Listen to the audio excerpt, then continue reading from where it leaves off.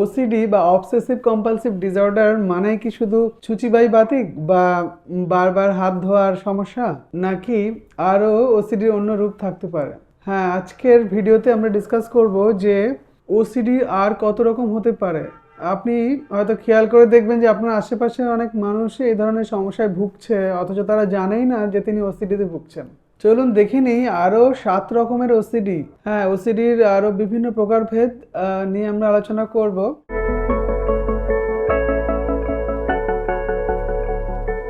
Hello everyone, আমি doctor S K Zaman, consultant psychiatrist, Calcutta national medical college. OCD ভীষণ common একটি সমস্যা এবং প্রায় 1 থেকে 3% মানুষ, মানে প্রতি 100 জনের প্রায় 1 থেকে 3 জন এই সমস্যায় ভুগছেন। ভীষণ কমন এই সমস্যা। আজকে দেখব যে ওসিডি মানেই শুধু ধোয়াধুয়ি, ছোঁয়াছুঁয়ি বা হাত নোংরা হয়ে যাচ্ছে সেই বাতিক মানেই শুধু ওসিডি নয়। এই ওসিডির আরও অনেক সাব টাইপ আছে, চলুন দেখে নিই। কন্টামিনেশন টাইপ সবচেয়ে কমন এই সমস্যা। এইটি জীবাণুর ভয় বা নোংরার ভয়, এই বুঝি হাত নোংরা হয়ে গেল, এই জামা কাপড় নোংরা হয়ে গেল, এই পাশ দিয়ে কুকুরটা চলে গেল, তার জন্যে আমার মনে হচ্ছে আমার শরীর নোংরা হয়ে যাচ্ছে, এই চিন্তা আসাটা, এটি হচ্ছে washing contamination type of OCD. এবং তার জন্যে হাত ধোয়া বা নিজের জামা কাপড় চেঞ্জ করে ফেলা এবং বাড়িতে গিয়ে স্নান করা, এটি খুব কমন টাইপ। একটি পেশেন্ট আছে, তিনি আউটডোরে দেখাতে এসেছিলেন গামছা পরে। আমরা তো ভীষণ অবাক হয়েছিলাম, ভাবলাম হয়তো কোনো সাইকোসিস পেশেন্ট, সিজোফ্রেনিয়া পেশেন্ট। তারপর দেখলাম না, তিনি ওসিডি পেশেন্ট। তিনি এক জামা দ্বিতীয়বার পরতে পারেন না। একবার জামা কাপড় পরে তিনি যখন বাইরে বার হয়ে যান, বাইরে তিনি ভাবেন বাইরের নোংরা যদি জামা কাপড়ে লেগে বাড়িতে ঢুকে যায় তাহলে তার বাড়ি সবাই ইনফেকশনে ভুগবে। সেই জন্য তিনি একবার যে জামা কাপড় পরেন সেই জামা কাপড় বাইরে ফেলে দেন।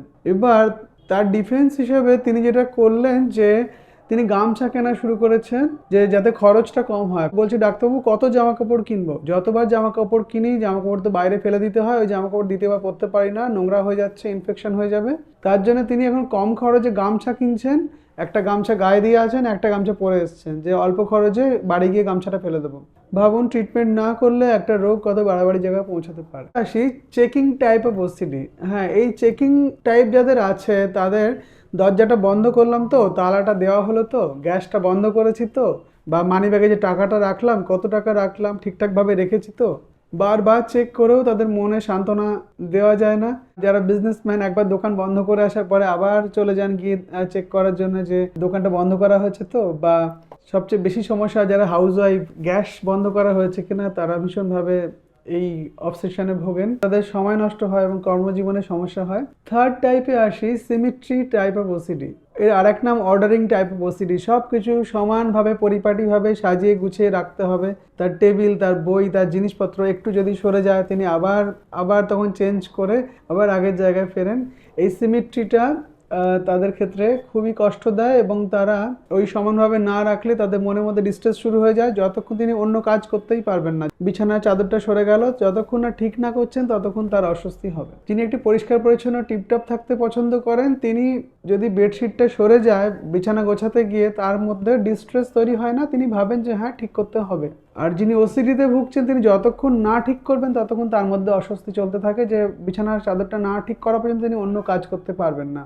আমার এক পেশেন্ট আছে, তিনি ঘুম থেকে ওঠার পর মশারি দিয়ে বার হচ্ছেন, বার হয়ে বেরিয়ে তার মনে হলো তিনি ঠিকঠাকভাবে বার হননি, ঠিক অর্ডারে বার হননি। তিনি আবার মশারির মধ্যে ঢুকলেন, আবার বার হলেন, আবার বেরোনোর পরে মনে হলো না, ঠিকঠাক মশারির মধ্যে দিয়ে বার হওয়া হলো না, আবার তিনি মশারির মধ্যে ঢুকলেন। তিনি একটা মার্কেটিং বা সেলসে জব করেন। তাহলে আপনি ভাবুন, এরকম যদি একজন মানুষ সমস্যায় ভোগে তাহলে তার কতটা টাইম লস হয়ে যাচ্ছে এই অর্ডার বা সিমেট্রি মেনটেন করার জন্য, যে এইভাবেই আমাকে বার হতে হবে বিছানা থেকে, না হলে ঠিক মনে কষ্টটা যাচ্ছে না, স্বস্তি হচ্ছে না।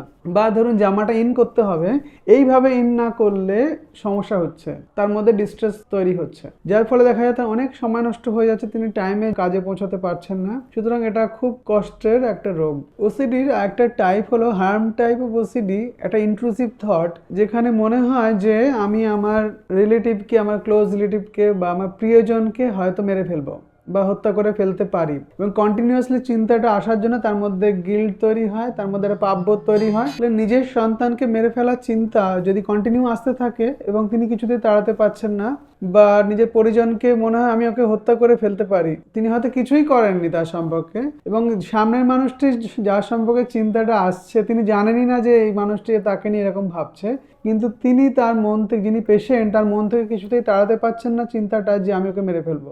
এক্ষেত্রে দেখা যায় যে কম্পালশন কিছু থাকে না, কিন্তু ইন্ট্রুসিভ থটটা থাকে, চিন্তাটা চলে আসে, তার রিয়াক্ট কিছু করতে পারেন না, তার ভয় লাগে যদি আমি করে ফেলি, যদি আমি ওকে ক্ষতি করে ফেলি, এই ভয়ে তারা ভোগেন। ওসিডির একটা সাবটাইপ হলো সেক্সুয়াল টাইপ অফ ওসিডি। এইখানে বিভিন্ন আপত্তিকর জিনিস, বিভিন্ন সেক্সুয়াল থটস তার মধ্যে আসতে থাকে, পেশেন্টরা তারা কিছুতেই কন্ট্রোল করতে পারেন না।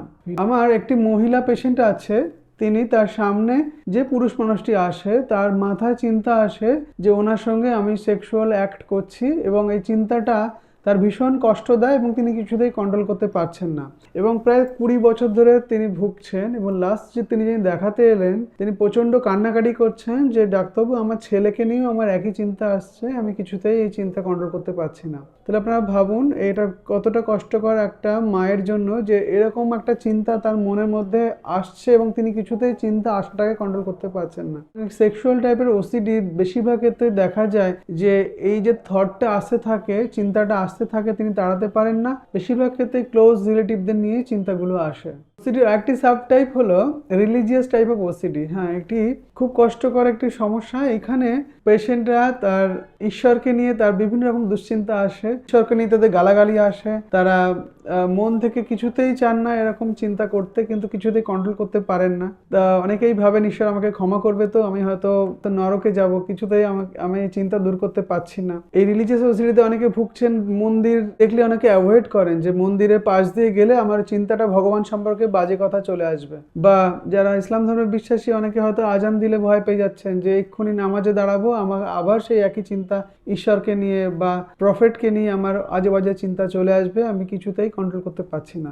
রিলিজিয়াস টাইপ অফ ওসিডি যারা খুব ধার্মিক মানুষ, যারা মনের দিক দিয়ে ভীষণ পরিষ্কার, তাদের ক্ষেত্রে এই রিলিজিয়াস টাইপ অফ ওসিডি ভীষণ কষ্টকর একটা কারণ হয়ে দাঁড়ায়। ওসিডি একটা সাব টাইপ হলো রিলেশনশিপ ওসিডি। এইখানে তার পার্টনারকে নিয়ে সবসময় একটা চিন্তা হয় যে আমি পারফেক্ট পার্টনার হয়ে উঠতে পারছি কিনা, বা আমাদের সম্পর্ক টিকবে কিনা, আমাদের ডিভোর্স হয়ে যাবে কিনা, এরকম চিন্তা কন্টিনিউয়াসলি তার মাথায় আসতে থাকে এবং কিছুতেই মাথা থেকে যেতে চায় না। এটাও খুব কষ্টকর একটা টাইপের ওসিডি। ওসিডির একটা সাব টাইপ হলো কাউন্টিং টাইপ অফ ওসিডি। এই ভ্যারাইটিতে দেখা যায় যে তারা নির্দিষ্ট সংখ্যা পর্যন্ত গোনেন, ভাবেন এই সংখ্যাটা যদি আমি না গুনি তাহলে কিছু একটা অশুভ হবে, কিছু একটা বাজে জিনিস ঘটে যাবে, এবং তার জন্য তিনি কন্টিনিউ গুনতে থাকেন। অনেকেই ভাবেন যে 1 থেকে 7 পর্যন্ত গুনবো, তারপরে আমি কাজটা করব। এই 7 পর্যন্ত যদি না গুনতে পারি তাহলে কাজ তিনি শুরুই করতে পারবেন না। সুতরাং প্রতিবারে যদি একটা কাজ বা কোনো অ্যাক্টিভিটি করার আগে যদি তার ওই কাউন্টিং করতে হয়, তাহলে দেখা যায় যে তার কাজটি অনেক পিছিয়ে যায় এবং অনেক তার ফাংশনাল লাইফ ইম্পেয়ার্ড হয়। বা অনেকে ফ্রেজ রিপিট করে।